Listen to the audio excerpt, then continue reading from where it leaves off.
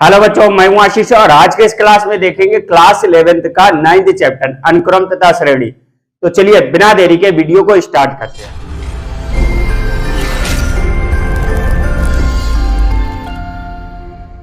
हैं। यानी सबसे पहले तो देखेंगे आपका अध्याय 9th अनुक्रम तथा श्रेणी। अनुक्रम तथा श्रेणी, सीक्वेंस एंड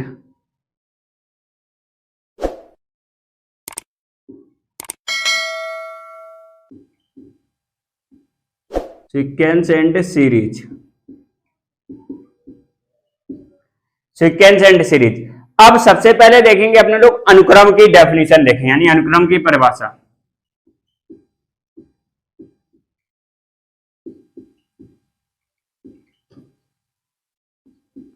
सीक्वेंस, ठीक है। सिंपल सी डेफिनेशन इसकी हम बताएंगे। किसी निश्चित नियम के अनुसार बना संख्याओं का क्रम अनुक्रम कहलाता है। क्या चीज? किसी निश्चित नियम के अनुसार बना संख्याओं का क्रम अनुक्रम कहलाता है। एक बार लिख करके देखते हैं। किसी निश्चित नियम के अनुसार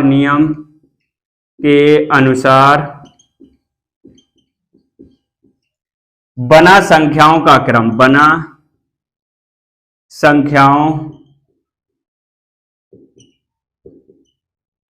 संख्याओं का क्रम अनुक्रम कहलाता है। अनुक्रम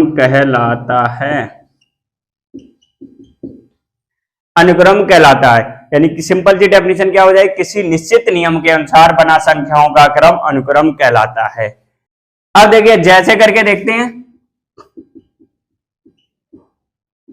2, 4, 6, 8 यह एक अनुक्रम है। क्योंकि इसका प्रत्येक पद अपने पूर्ववर्ती पद में 2 जोड़ने पर प्राप्त होता है। जैसे अगर हमें 6 प्राप्त करना है तो 4 में क्या करते हैं? 2 जोड़ दें।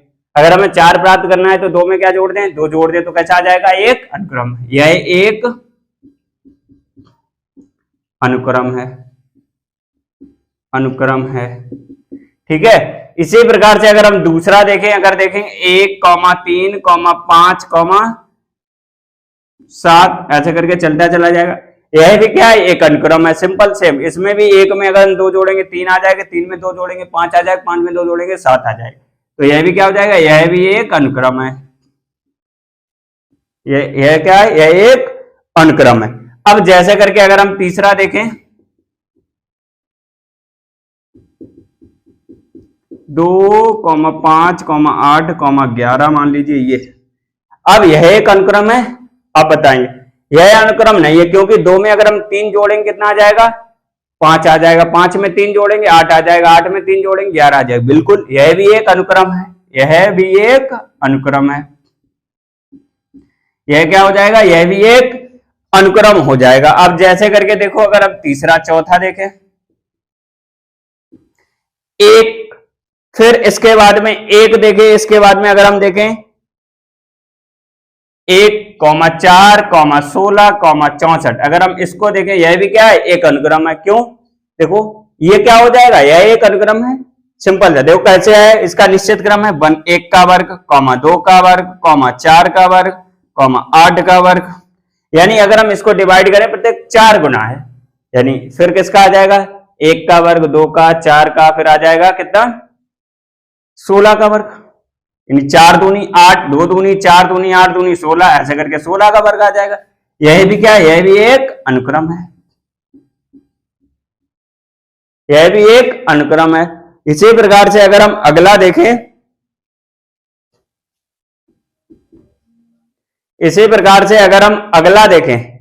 अगला देखें 2, 3, 5, 7, 11 अगर यह देखें, यह एक अनुक्रम नहीं है। क्यों?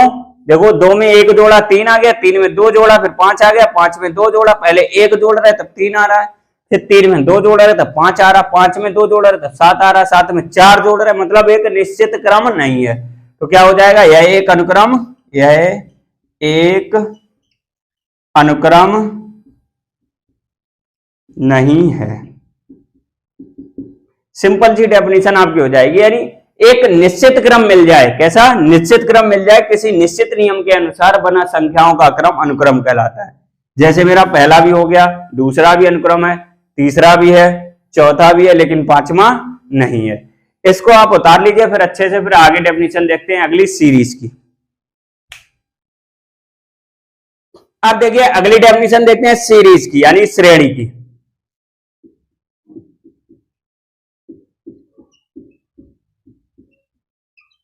सीरीज यानी अनुक्रम की अपने लोगों ने अच्छे से डेफिनेशन देख ली है, अब सीरीज की देखेंगे।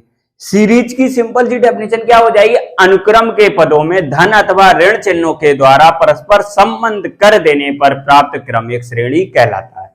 लिख करके देखते हैं, अनुक्रम के पदों में, अनुक्रम के पदों में, अनुक्रम के पदों में धन अथवा ऋण, धन अथवा ऋण, ऋण चिन्हों से, ऋण चिन्हों से परस्पर संबंध कर देने से प्राप्त क्रम,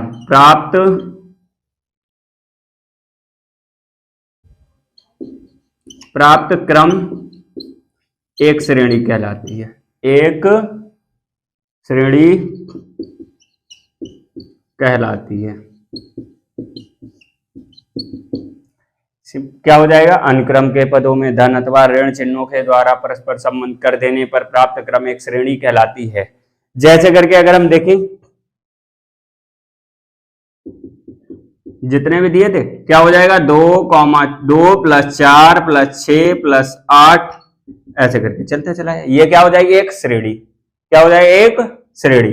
ऐसे दूसरा अगर हम देखें तो क्या हो जाएगा, अगर हम देखें इसको 1 + 3 - 5 + 7 फिर माइनस, एक बार प्लस एक माइनस फिर प्लस फिर माइनस, ऐसे करके चलता चला है, यह भी क्या एक श्रेणी है। देखो लिख देंगे, यह एक श्रेणी है, यह एक श्रेणी है। अब देखिए श्रेणी में दो प्रकार की होती है, लिख देंगे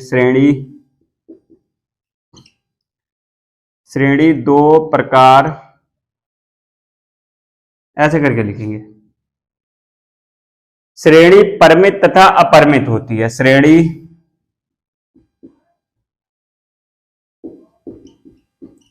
परिमित तथा अपरिमित होती है,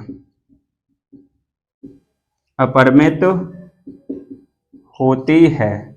श्रेणी कैसी होती है, परिमित तथा अपरिमित होती है। जैसे करके अगर हम देखेंगे, अगर हम देखें 2 + 4 + 6 + 8 और +10 इतना अगर हो गया तो ये क्या हो जाएगी एक परिमित, यानी कि परिमित जिसमें निश्चित पद हो, जिसके पद हम गिने जा सके, ये कैसी हो जाएगी परिमित श्रेणी, परिमित श्रेणी। और दूसरी क्या हो जाएगी, जैसे मान लीजिए अगर हम लिखें 2 + 4 + 6 + 8 + 10 और ऐसे करके चलता चले जाए, यानी और भी प्लस के बाद में चिन्ह और भी पद हो तो कैसे हो जाएगी, ये एक अपरिमित श्रेणी, अपरिमित श्रेणी। अपने लोगों ने अनुक्रम की डेफिनेशन बहुत ही अच्छे से समझ ली है और श्रेणी की डेफिनेशन समझ ली है।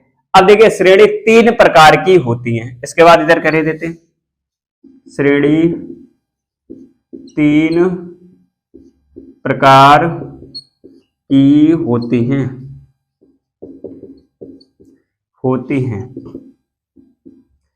फर्स्ट समानता श्रेणी,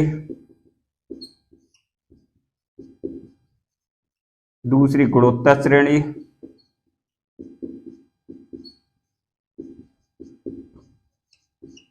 तीसरी हरात्मक श्रेणी।